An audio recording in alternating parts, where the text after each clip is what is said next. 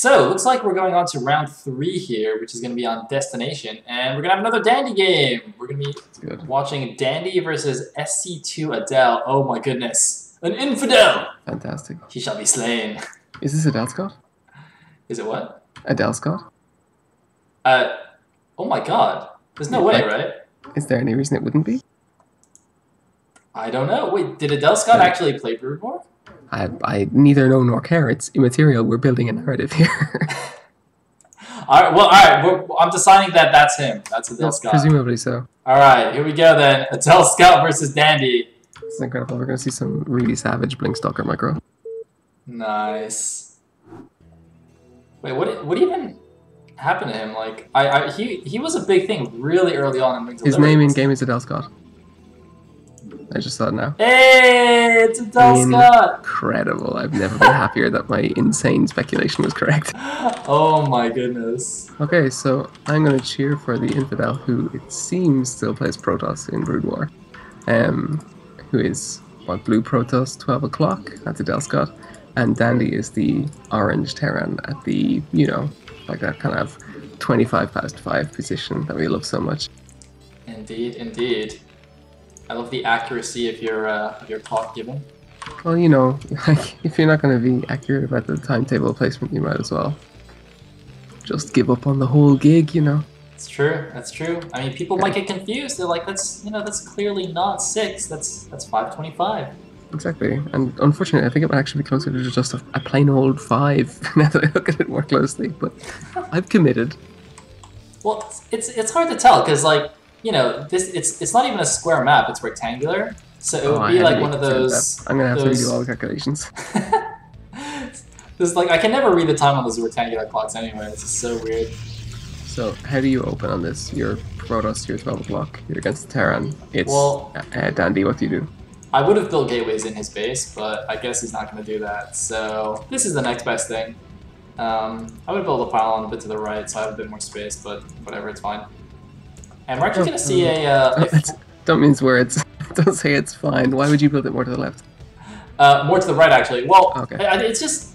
it's my personal preference. Like, I try to build my initial couple of pylons to provide maximum area coverage because it just gives you more options. Like there's, you know, normally it doesn't matter, but there's gonna be 1% of games where somehow you really want to, like, there's an SCV that you're about to kill and you want to build like the cybernetics core just out of vision or something. Or maybe you're getting rushed early on and you need the extra pylon coverage to build an extra gateway or shield battery or something. That's fair. So what you're saying is that Adelscott is disgusting trash and he shouldn't play this way? Yes, exactly. The infidel. Of course. See, this is what happens when you have like warp gates and stuff and you don't need to consider building placement. Would you like to hear some facts about Adelscott? Go for it. 1, he is French. 2, he has massive arms. Each one of them is wider than my waist around it. It's crazy. He is mega jacked. He is currently playing for Millennium. He played StarCraft Brood War. Incredible. Oh, wait, so he's still actively playing then? Nice. Yeah, apparently so. Considered one of the best French players. Wow, that's actually really cool, because he was definitely, like, a big thing at, I don't know, when I was still following, which was a long time ago. I remember Day9 did a couple of dailies on him or something. And he's practicing it right now. He's known for only scouting incredibly late. It's called the Adelscott. Which is charming. Nice, nice. Well, the Adelscott has now gone to 3 o'clock and is gonna... Oh, is he gonna proxy Robo? I think he is. Proxy Robo is phenomenal on this map. I love it. See, he's missed Reaver so much, he's decided to just go for those as fast as he can. Yeah, you've got to. I mean, that's... You have to go with the things you love. No Colossus, just get that Reaver. He's getting Dragoon range though, so once the Singularity charges up, like, it seems like a weird thing to put money into if you're going to be going straight up to the Robo. Yeah, typically you would get the Robo first if you're really rushing it. I mean, going this way obviously delays the Reaver, but I mean, it gives you a bit more options. It makes you, I guess, less all-in on the Reaver doing some damage. And you gotta go all in. That's the rule.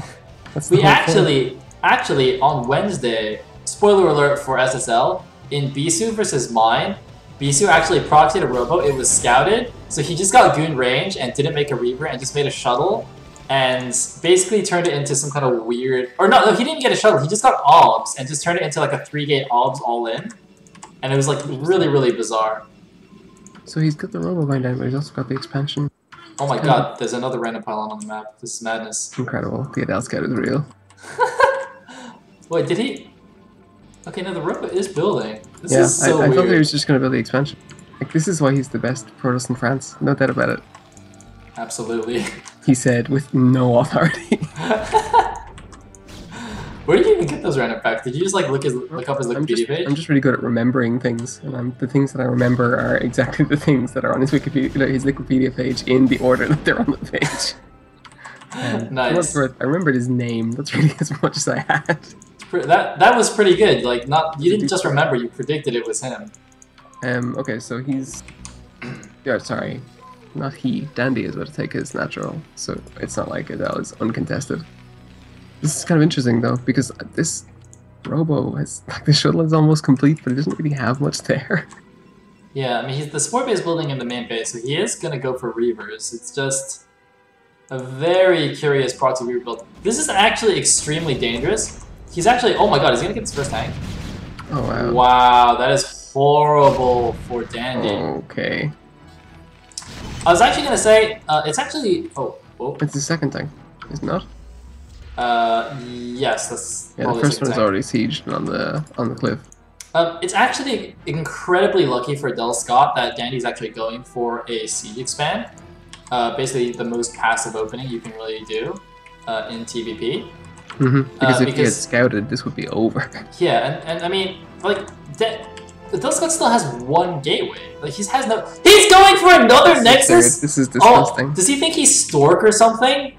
Oh my god, Adelscott, I don't know, he's somehow convinced himself he's the French Stork, and he's going for 1 gate, 1 proxy robo into triple Nexus. You say he's somehow convinced himself of that, but it's working. Like, look at how unmolested he is. That's the best thing about this, is that it's working. He's the Napoleon of our generation. Actually, wait. Now, Vulture speed is on the way, and there's going to be Vulture drops. There's already a control tower. Oh man, that could actually be really bad. There's a dropship building. So he can actually make a Wraith to stop the shuttle as well, but he's at an awkward timing where the dropship is half done, so he has to wait for this to finish. Oh my god, no reaction! No reaction! SUV, wow. He does not like having workers. Oh my goodness. This is actually really interesting though, because culturally the French are very pro-worker rights. It seems interesting that he would go straight for his workers like this. Oh man. There would be a protest by now if this were France. Oh, well he's going for the Vulture now, he heard you. Yeah, that's true. He's finally picking out all the people who matter. Wait, so what are the Vultures in this analogy? Are they like the bourgeois? No, the Vultures are the gendarmerie, surely. I don't even know what that is. That's the police.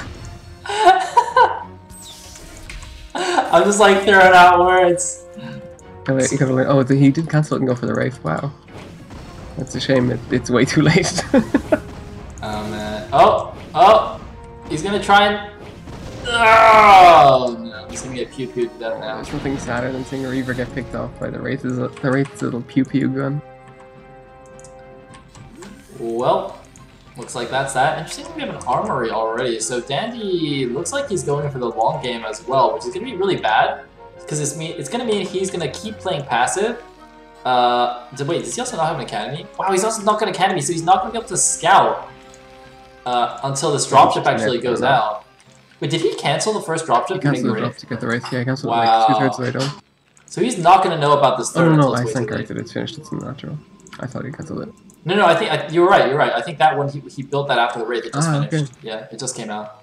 But see, the Vulture's gonna get here, but there's 3 bases fully mining already. That's so bad for him. That's fine. Adelscott's not that good. It's not like he's the best Protoss in France or whatever. The neo-stork. Where did Dandy come from? What's his story? I believe he's Peruvian. He was one of like the random Peruvian players who Terror just brought to play in Nation Wars. Or wait, was it Nation Wars or no? I think it was Gambit Cup. Basically, Terror made like an all-Peruvian team, and I was like, wait, are there actually that many good Peruvian players? And actually, it turns out there were. And I think Dandy was one of them. Doesn't South America in general have a strong Brood War tradition? Even Cuba has its like in-house land leagues and stuff. Yep. It's pretty interesting. Oh, one Vulture, gonna get away with 5 HP, lay a couple more mines. 2 mines, nice. Uh-oh. This is starting to get kind of scary though. These Vultures haven't done enough, I feel, for the investment. That's it, Adelscott's just casually floating like 1.5k minerals.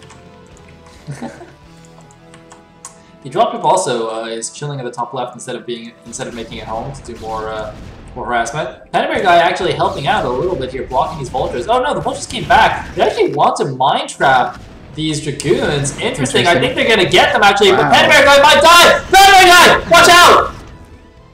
Oh man. Oh, so Adelscott hasn't been outplayed, he's been outperued.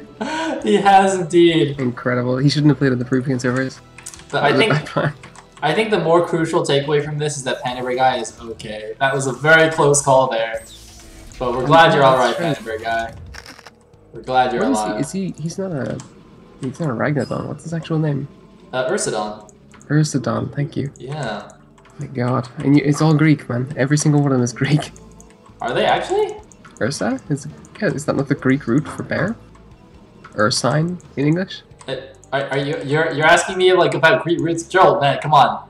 I just know like fauna game, bro. I just know how to play Minesweeper and Micro Dragoons against mines. I don't know anything else, man. This is like way above my pay grade. I'm gonna have to start the next stream immediately after this one. Is gonna be the Team Liquid Educate Sale Cup. The person who teaches Sale the most things wins $100. I need to get like a vocab lesson or something, man. You need to help me study for my SATs. Okay, I can do that. I can introduce you to some really nice books. So I'm kind of confused as to what Adelscott does from here, though. Like, he's got the bases, and he's got the mining, and he's taking the top right as well, but I don't know, what do you just throw in next? He's making a lot of gateway units. The problem is there's no additional tech after the Citadel, which is actually, it's okay for now, but it actually becomes a problem once you get to the mid-late game armies. If you don't have tech units, Protoss armies actually just get demolished by Terran. Can he just fall back on its Reavers, I guess? In the late game, it's so difficult to actually position them well, and so even if you try Stork. Perfect. Exactly. The thing is, even if you like do position them well, random tank shots could just accidentally kill them anyway, so it's not even... Yeah, I mean, because the tanks have such insane range. It's the same reason that actually walking a bunch of high tempo in your army is... Like, you have to be a little bit careful. That's why a lot of players will put the Templars in the shuttle and like drop them with the thing, because it protects you from vulture snipes. Yeah. He's been dropped with vultures before, but the third base that he took is completely undefended from Oh my god, he's going in the front though. This is the crucial timing, is that he should have an overwhelming army advantage, but isn't going to be enough though. This is an established Terran position, but look how many units there are! Disgusting. Oh my god, he's just charging straight through. He had like a 50 supply advantage. It's down to like, it's still like a 40 supply advantage, and there you go. Well, I guess...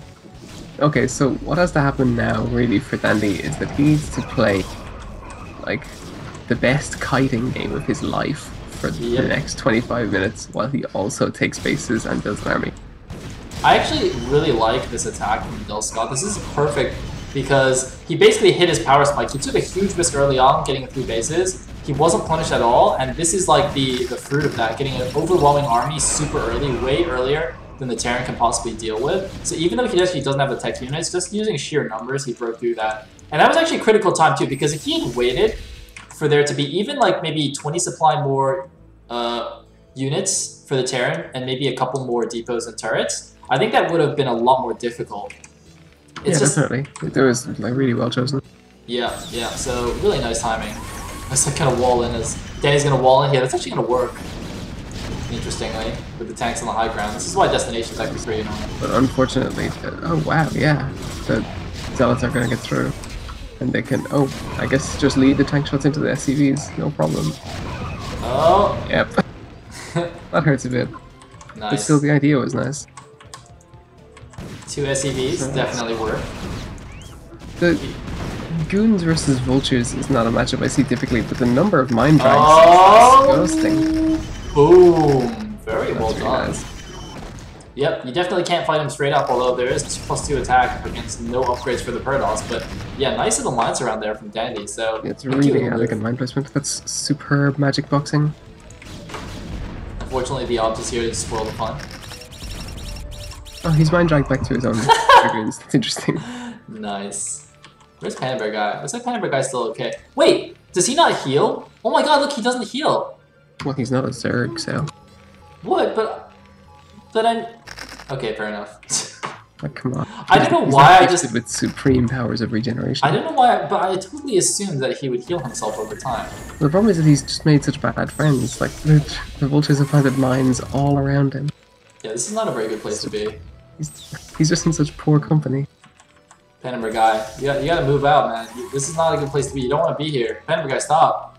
Stop. Just go over here. Like, look, there's like a tree. There's like a bush. Just go over here. So he's kind of weird. Like, he's got mandibles and he looks like he has compound eyes, but he also has like an ant's mouth. Like, a lot's going on there. It's very strange. It is, isn't it? He's like, his name is Ursidon, so clearly he is supposed to be a bear of some variety, but he's otherwise major gross. Like, does he even have fur? Is that just like armor? It's gotta be fur. Sir Well, Joel, you're spoiling our fantasies. Like, oh my god! Insects have fur. Vulture drop at the top right, and the first vulture to drop was immediately killed by a pro. It's amazing. That's a hard life. It was like a 1 HP vulture, just instant died. Uh-oh, hold that down, we got the attack! Panda Bear Guy, watch out! Watch out, it's dangerous! Panda Bear Guy! He's perfectly safe. Okay, he's fine. That one's so heartless. Oh my god, running in, but there's no more zealots. This is actually going to be quite costly. Two more tanks coming in. I don't think you should continue. Oh man. Not quite enough units this time. You should not continue those attacks if you run out of your zealot line at the front. He no longer has the supply advantage either. This is starting to look pretty rough. He does have reavers though, which is nice. He has no other tech.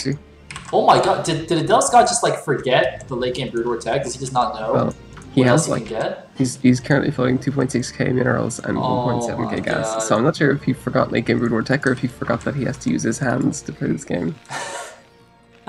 Nice, nice. And the dropship is like, immediately beside his nexus. There is a dragoon near enough to shoot it if he just walks it a couple of inches to the right, but I guess he's not bothered. Get it! He's now moved 3 dragoons into Get it! No! The other way! The other way! It's over here! We come back! It's okay. He probably won't drop those again. To be fair, dragoons don't really have eyes, do they? Like, how do they even see? Unless I'm much mistaken, a dragoon is the like near corpse of a zealot that was injured in battle. Yep. Inside an armored case. So I presume the armored case is a matter of camera. Huh. Maybe this maybe the dropship has just like some kind of like heat camouflage or something, so the camera doesn't pick it up. So they can't see. Maybe it only works on Adelscott. If it doesn't move, the dragoons can't see it. That's perfect. The flawless strategy. It's okay. It looks like there's not a mine from that base anyway. And so he's just gonna take the left side instead. Nice. Makes perfect sense. He's got it locked down now.